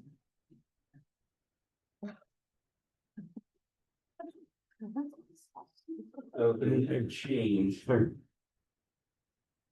So we're Consider- still in a net zero, but the difference is now that we have $76,000 that's coming from existing fund balance, or we could take from a police trust, or I can continue to try and cut costs and look for things. We've still got the final payroll to do for the proposed 2026. We've got workers' compensation. I got the numbers for insurance, health insurance. That's in here, and then we've got it's really kind of where does the WEGO contract go? Where does everybody settle on contributing to EMS and fire? That's gonna be kind of the determiner of what we need to do. But interest income, I did increase a little bit. I need to look at the engineering recharges. For some reason, 24 and 25 are not 100% pass through, which they really should be. Liquid fuel transfer looks like it's lower based on the estimate that we got from the state just last week. Health insurance costs are accurate. They came in a little bit lower. And I took out the software transfer capital because it was already detailed line by line. So it was kind of a duplication. So taking that 37 out, and then just not knowing where our public safety budget's gonna end up, I put an extra 180 in, and that's part of the 76 that we need to find coverage for. Which would be either trying to find more costs to cut, looking at the police trust as a possible vehicle, depending on what that final number is, and whatever the final budget is from all these providers. What does the interest look like for the police trust? And Dollars have you already incorporated some of that into this budget? The interest in the police trust is 100% separate, so it doesn't show up in these numbers. Okay, so how much do we have in That's the $0.3 million total, trust? and we started with $500,000 in 2013. Okay, so there's some. We interest there. typically make between 100 and 150,000 a year. It's like an 8 to 12% return, which is why it was smart back then that they put the money over there. It's technically earmarked to pay for the OPEB and MMO for the police. But the MMO came in lower this year, right? It did, but it's still $1 million as opposed to 1.4. Yeah, it's still lower. It's lower, and I'm happy about that, but the market values have changed, and Right. we're always doing a revaluation. Yeah. The good thing is we're over 90% funded, 100% for that, for Right. the pension, for officers, which is really pretty outstanding in the state. But if you had to use a percentage of the MMO for, through the trust, obviously that lightens the load a little bit for other portions that. Typically, I mean, my recommendation would be to use not more than we accumulated in interest, that way we're not touching the principal, we let it grow, and we're always having something to offset going forward. Costs and just out of control. What was the interest, Dave? 100 and, the overall was like 300 something thousand? Just since we froze and didn't borrow any. Yeah, that's- 2022. Yeah, I'm talking, the overall bond number, yeah. Yeah. And that, since we didn't borrow it during the time when the market was down, we let all those balances come back up, the value come back up to give us the boost for $1. Right. We have in the past, when the markets are pretty good, we just kind of 100 to 150K, kind of what we would get in interest to offset police charges, for the MMOs. Just- None of that is in here yet. This is helpful. Just one thing I want to make of note. Yes. Despite the millage increase 2 years ago, where we produced roughly $750,000-$800,000 worth of additional revenue. Yeah. That moving forward, we're gonna have to start moving from we have some nice reserves. We're gonna have to start moving from reserves and funds to cover our general budget. Almost 100% due to public Public safety. Yeah. It was the 1 year, we really had projected that it was gonna last us 4 to 5 years at minimum, and it came in with that year's police budget paid it off. That we also lost Thornberry as a paying partner, so, not partner, but in the service. Other than the general fund, the liquid fuels fund, obviously I already mentioned that one, that looks like it's coming in lower. So it'll bring a little bit less revenue, interest income as well. The interest expectation for the capital reserve fund, I neglected to take into account a couple of the staged notes that I have. Dana, my AP, has helped me with Pliget, and we've done some staged buy-ins as early as February and May, and as recently as September, to get the best interest rates over 4% to carry through next year, anticipating significant reductions through next year.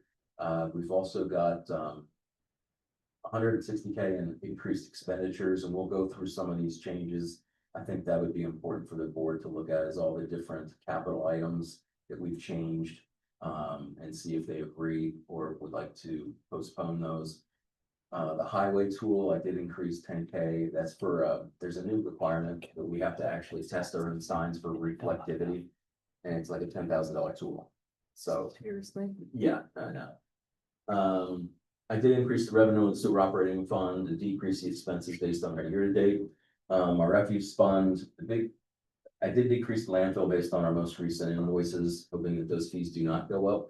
And it looks like we may be, I have no projected increase next year, but we will definitely have to revisit by Q3, Q4 to make sure that we're gonna have enough balance in our enterprise fund to carry through with whatever the next contract is. When we go out to bid. Mhm. Yeah, the trash. The bond fund, decreased a little bit on the restrooms, understanding we're looking at getting the water sorted out first, so we dropped it from 500 to 250.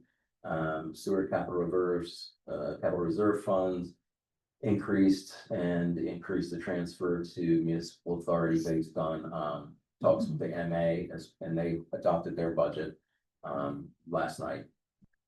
We went through all the different projects that we've got coming up for the sewer authority. It's pretty extensive, and it may carry, I fully loaded 26, but it may carry into 27. So understanding that it's fully loaded and it's probably not gonna all hit next year, kind of like Hershey's Mill, we haven't really put out much money for that bond to be redone. And we're waiting on some engineering and seeing about permitting, and we still haven't paid those bills yet, which was, I think, estimated about 350. Operating reserve, just a slight interest change, and then no change to ARPA, that'll be gone, and infrastructure sustainability, no change to that one. You want to go to the capital reserve slides, starting in right after this. 21, page 21. Yes, yeah.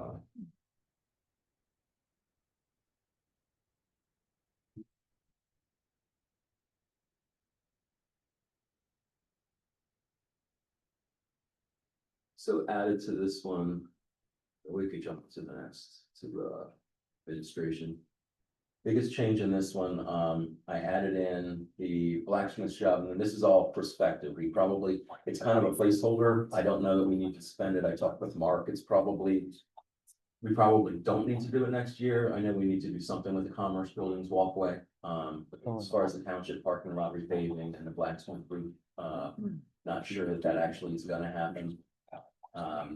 Additional hybrid connectivity, talked with Derek, that was a desire for the executive conference room to have more Teams meetings and be able to actually do kind of like we do for the police in here on that screen in the executive conference room for prospective board members or the existing board members to be able to remote in when needed a little more comfortably. Yeah. And then the final thing was I wasn't aware they were discussing the reception area and updating it with bulletproof glass and protection, and that came to about $30,000. That is.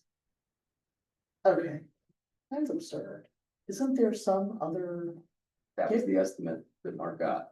That's why. I put and it that's in. just to replace the glass that's down there right now? Not just that. Derek could talk a little bit more about it. Oh, gosh. So, I mean, we can, the 30, I mean, we can ask that project, it's a ballistic level. Yeah, I mean, it's a ballistic level glass, so it's not trading one set of, it's not apples to apples as far as what we have down there right now. Drywall work, all that stuff. Yeah. Change, it's Yeah. not just the reception, it's also the codes window, I would Mhm. think, and everybody that's got access going in. Yeah. And so you're talking about making everything ballistic, safe, upfront Yes, to protect everybody behind. Yeah, not the just doors. swashing out. the correct. glass. So that's not just glass, I mean, No. okay. No. That's fine. But still, that's a lot. Yeah, it's. It's That's why I was expensive. bringing it in tonight to get it in front of you guys to see if you wanted to exit it, a year or something. But I wanted to put it in just so you would at least be able to see it and talk about it. Those are the big admin changes from last time to this one. Derek, you go to the next slide. Let me change everything. Before we move, the Yeah. blacksmith shop roof, so do we know anything about the grant opportunity from this, from the county for the, Celebration 250? Are we going to be chosen for the blacksmith shop to be highlighted? That all So got- it all got that all axed on the tabled federal with level. All of the Yeah, government Okay. issues. Okay, yeah. that's Yeah, fine. nobody's Thank you. expecting anything right now. All right, that's fine.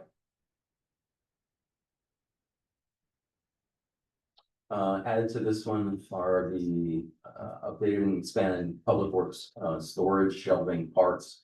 Adding, another tool for the mechanic so he can troubleshoot our large trucks.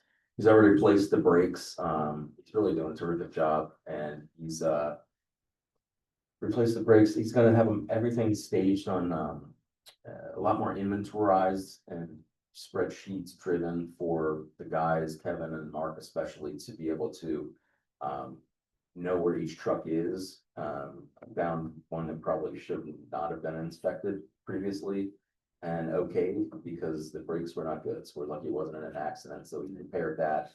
He's able to do it in-house as opposed to sending it out. So we'll see some costs go up, but I think it'll take down the overall filling out for third party, to 100 trucks and stuff like that. Well, third party shops are anywhere from 100 to 200 an hour for mechanic right now. Yeah. So I don't think we're paying that much. Nope. Yeah. So that should, it's to As save some long as money. they hold the OT to it, I think so. Yeah. That's her. I'm not worried Part- about The one that's. So there's the asks from public works that weren't in the last. It's awful. Let's see on the park slide there, the next one. Dropped from 500 down to 250.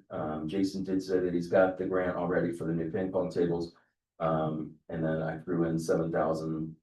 We want to redo the volleyball area, which actually gets much more usage in the summer months than previously thought. Jason talked to him, did he talk to some of the residents that pulled her up on it, but yeah. It just looks horrible, so. Yeah, it's kind of a nice one though. It'd probably get used more. Small. West Goshen's is busy every single night. Yeah, no, I see, I drive by it all the time. It's a small Yeah. Even Lloyd, yeah, and even Lloyd Park. And $7,000 is a good bang for a buck. Yeah, that and I regard. think we got 6 and I put it to 7 just because that's what the cost is. But then knowing Mark and the amount of money that he'll save on sand and stuff will probably. So, you're right. No changes to the infrastructure and sewer and no changes to the Ridley Creek. So those are the primary changes. We can look at any of the graphics if you care to. It's really just updating all the numbers and seeing where the percentages come out. With the increase to the public safety, we're at a 45% of the entire township budget is going to public safety. And this will be, again, Dave said this, but this will be online. This document, it was not in the packet. I apologize. I mean, it was a lot of work to get together for tonight, so thank Dave for that, but yeah. It's a ton of paper. Yeah. And it's really just the same charts again, Yep. updated for numbers, and I didn't want Yeah. to give you guys a ton of stuff that you really don't need to. Yep, but this will be. If you send it in email, it's fine. It's easier to look at. You Yep. can blow it up more if you want Yeah, and print it I'll out do if that. you want. Yeah. I'm fine with not having a paper. Me too. Yeah. Any comments from the board on any of the capital projects that were added or thoughts about any of the other items? With was it Wellstown Police going away? Right? Or Thornbury, I'm sorry. Thornberry, yeah. Thornberry. It costs us more money, but in the end, it's gonna cost us less in the future, because it costs us a lot to service them. Based on what they were paying us, correct? So that's the long game in our opinions, and I Right. think, I think when you're looking at. There's a lot of police stuff to, get Yeah. into there, but when you're looking at the reorganization of the police department. Based on discussions that are going on now and just how we function without Thornberry. we do think there's long-term savings there to be had over a period of time. And I think in the long run, you're correct. And we should get improved service at East Goshen. Yeah. West Town, because. Yep. We gotten rid of that piece. They won't be a sector hopefully, and they're looking at the staffing models and everything like that, so. Even, they weren't paying their fair share, to be honest. That's what I understand was Per happening PPU, before I yeah, came on, which so I is was, we have divvied up the cost, so. okay.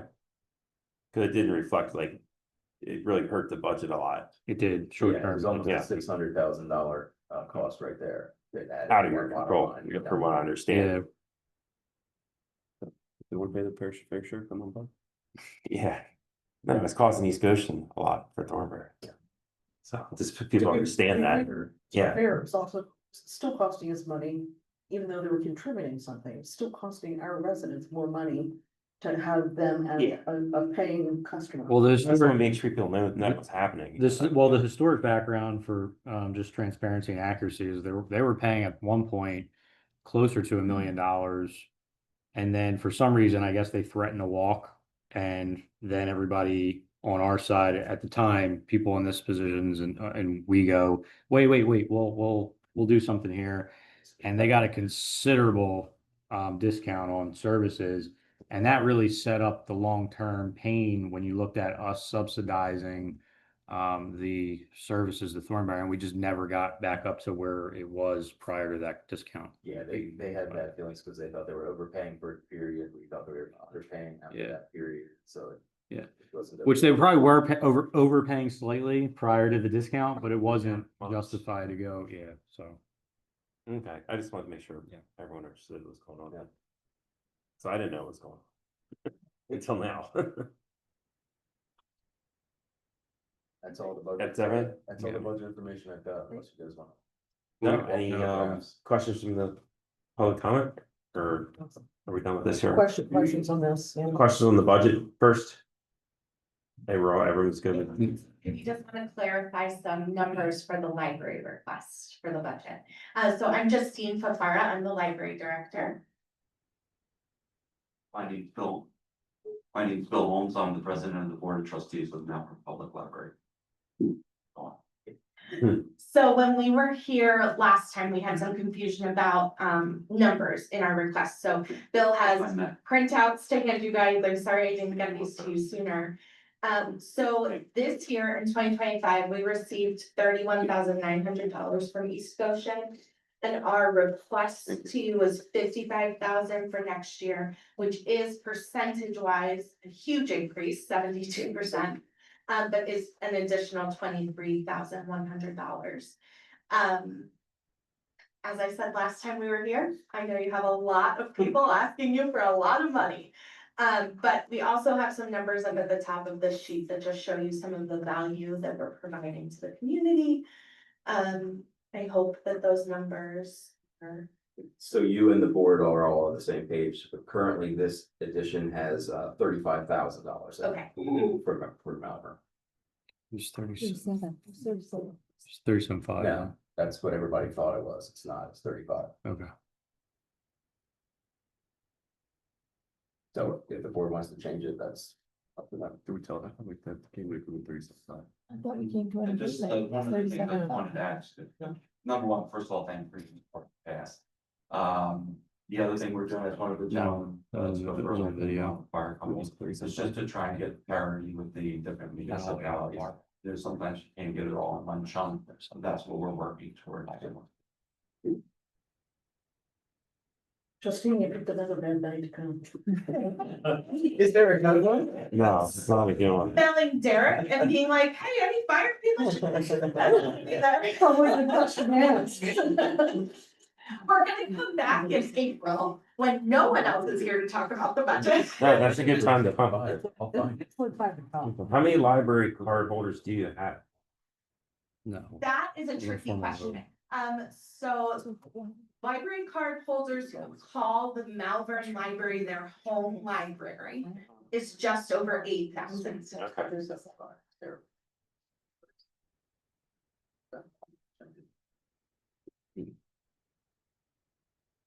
And that includes East Goshen residents. Yes, Okay. yeah.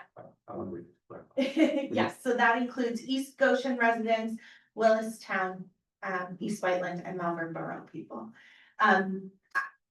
I don't know the number of East Goshen residents who have library cards. I can get that number for you, which might be a more helpful number because no matter what library they call their home library, we're the only library in the county that you're making the donation to, right? So it helps them no matter what library they call home. Sure. Dave, you said the current number is 35. Yeah, that might be a bad on me. If everybody on the board had agreed to 37.5, then I can change that. Fine to $2,500. Yeah, I'll look at the video, Dave, but I think it wasn't a formal vote. It was just a conversation up here that I think Barbara wanted 40. So it was a compromise between a couple of people to say 37.5 based on the suggestion of 40 at the time. But I'll take a look at the video, but and verify. Everybody feel good with it? Well, I'm pretty sure. As it pertains to, I'm fine with 37.5, that's what I thought we already agreed to, but as it pertains to increased funding. Where I'm at, if we can, I want to think a little bit more about where Malvern Fire Company is and look over this info, because this is really helpful and learn about how many East Goshen residents, that'll be a helpful number too. So as it pertains to increasing it beyond 37.5 at this very moment tonight, I don't know what that would look like if I would support it at all, but that's just where I'm at. Yeah, and I know Barbara's brought up that it is a nice service to have free Wi-Fi available for residents that don't have it, to be able to go there. I'm not prepared to make any decisions right this minute on this. Okay. I'm just done. No, I'm of still course kind not. of. No worries. And if there, 150. yeah, if there's any other information I can get for you, don't hesitate to let me know. I'm happy to pull whatever numbers, but I wanted to make sure we got these right numbers written down for you guys. Appreciate you. No, Right. yeah, Thank you so thanks for bringing this out. April, Appreciate it. April. April, I'm putting it in my calendar now. Thank you. Thank you. Thanks for coming in. All right. Any other standing issues, projects there? I don't have anything at this time, Mr. Chairman. Is there any other matters? I have enough Michelle? matter. Doesn't matter. With regret, I have received a resignation from Dan Flynn, the current chair of the Conservancy Board. He's been a volunteer with East Goshen Township's Conservancy Board for a very long time. And he has to submit his resignation this time. So, informing the board that is the case. And, Derek, I'm hoping that you will be willing to send a letter with our thanks. Yeah, we'll also put it on the agenda for November 18th to we have to formally accept it. Yep. Yeah, he only just emailed me this afternoon Yep. around 4 o'clock. I mean, at this point, I would just send out some feelers and then try to get somebody for reorganization would probably be the best at this point. Move, because it's gonna probably take that long to get interested parties involved. We should probably know all of our vacancies on all of our ABCs. Yeah, we do. Yeah, we do that. Yeah, we do that every year anyway. All right. Is there any other public comment or any other matters tonight from the public? Come on up. You're next. Second is the company for budget question. What do you got? This question I'm about to ask is bugging me for months. Big red vac truck. How much did that cost us? Just under 600,000. And what do we use it for? It sucks. I mean, I understand the word vac. I've only seen that truck twice. Oh, no, it's out 3 times a day. We use it at least. We use it. We were 3 or 4 times a week, and it's when it goes out, it can locate any electrical lines around the sewers. They suck all the stuff out. Brubacher's got them. Aqua uses them. Anybody that they had contract with, you can do. Well, you could also jet it. You could also jet with You it can also too. jet with it. So Yeah. you can do sewer work, stormwater work. What other partners use? Do you charge them? We haven't had anybody use it yet. Okay, I thought. That we were going to We charge, Yeah. but we were renting or hiring it out before for how much? I don't know the exact. I mean, I'm sure it was a considerable amount of money. You mean for us to get? We didn't have one. Oh, when we Oh, rented yeah, it. it's Yeah. hundreds of dollars. an hour. But didn't White Truck do the same thing? But a horse game? No. Never had a vac truck. No, we have a jetter, small jetter. Okay. This one actually can do a lot more. obviously, I mean, for the Is price. it cleaning out the sewer lines as Yeah, well? That's It'll- partially. it'll- it. I've never seen in our in where I live, Marydale. Mhm. probably because it's red now, you see it. I mean, It's red, you see it now. yeah, so what's that from my house for now? I'm just sitting there, I don't have any sewer line out there. I guess the stormwater too. Yeah, but Yeah. also instead of digging, like say somebody's got a sewer issue on their lateral, like we had at Baldwin Circle, somebody's got something out, say 30 feet from their house, it's right next to the road. Instead of having 6 guys out there with shovels and digging for 6 hours, they can just go and suck it in like an hour. Okay. Yeah, it's big, like I said, it's big buggy. It's huge. Yeah. And the other thing is it's saving all of the staff, a great deal of angst and pain. Because they're not hurting their backs from all the digging that they were doing. Now, We when we were doing so much do by hire it hand. out, it'll be with 2 people to run the crew as well as the truck, and that's gonna be a decision that. He had talked about we that. bring to these guys and ask them if they're okay doing that because of the use that it'll take on the truck, I'm sure once. As long as you charge enough for it. Yeah. Once word gets yeah. around, That's fine. people will want it, because you can't get them when you need them. Having said that, Dave, do you anticipate that it's gonna travel around like the fire truck does? Not like that as much. No. No, the fire truck is really just because For if they're response. on a job, they'll respond. I mean, they had 3 calls today. They Right, actually, yeah. yeah, they actually cut somebody out of the truck. I'm not sure if they got paid or not, but. Okay, thanks. Yeah, Russ. Yeah, sure. Thanks for coming, Russ. Good to Thanks. see you. Any other questions or public comment from anyone? Cody? Oh, do we have not liaison reports? Do you have Oh, anything? any reports, liaison reports? Just very quickly, we, at the Municipal Waste Authority meeting last night, we are conducting surveys for sewer connection in Moorstein Road, Charter Chase and Goshen Downs. We received overwhelming positive response in Moorstein, and Charter Chase and Goshen Downs we're still receiving responses from. So that's all I have.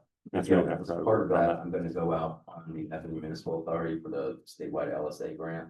You can ask for up to $1 million. That would go a long way to help us do more storm sewer. Mhm.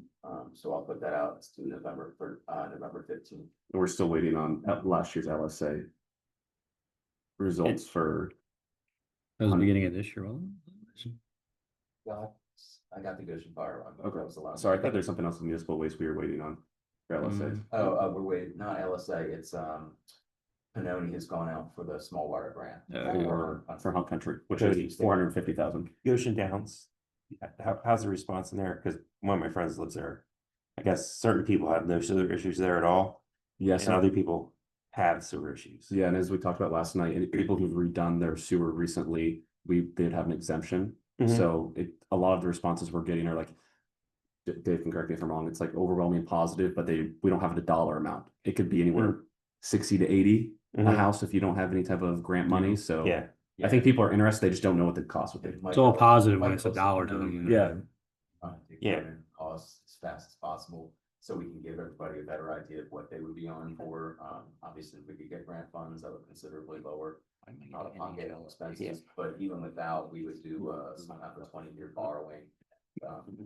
The MA would consider, I think in the past, we've done kind of like a 50-50 split, subsidized residents tying into the sewer. although if you need a new sewer, if you can get one on your property, you're looking at like $35,000 to $40,000 for a private sewer. Yeah, for sure. Oh, yeah. So you're at 60. Yeah. You're not far off If from you're at just, gravity, you're probably at 35.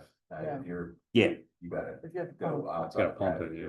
that's what I'm saying. So you're at 60,000 a house. I mean, you're not far off from. Yeah, but when you invested 25 the other year, you don't. Well, yeah, build. that's the problem right there. Yeah, I understand There should be an that. exception for That's Yeah, why it's so full.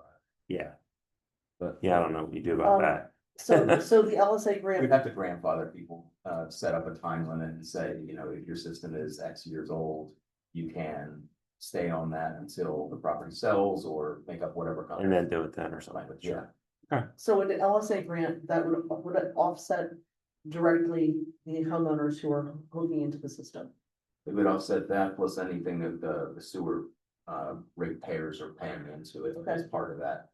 I mean, it's all, eventually they're gonna help our economies of scale. Everybody that ties into the sewer for the long run, it helps everybody. The more people that are on it, the cheaper it goes per person. But at the same time, understanding it's a large dollar amount out of pocket for an individual homeowner, especially if you've just moved in or you've been there for a long time and you just got a new system. everybody's in a different situation, so it's kind of a case by case basis that we need to look at. No one else, anything, you'd like to make a motion to adjourn? Second. All in favor? Aye. Yep, come on up. Oh, we adjourn, go ahead, Russ. For you, Russ. Now, we're on sewer or people have septic tank? Right. Septic going to. Right now they have septic.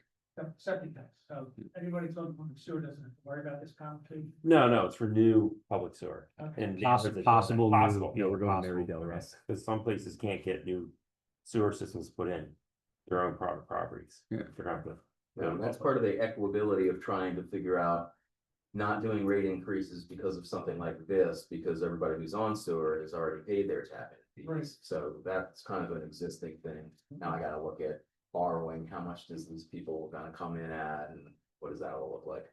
All right, thank you. You got it. All right, thank you. All right, I think we just need a Yes. final call. all in favor? Aye. Aye. Yes. Thank you. Thanks, John. Night, Tom. Bye. Bye. Good night.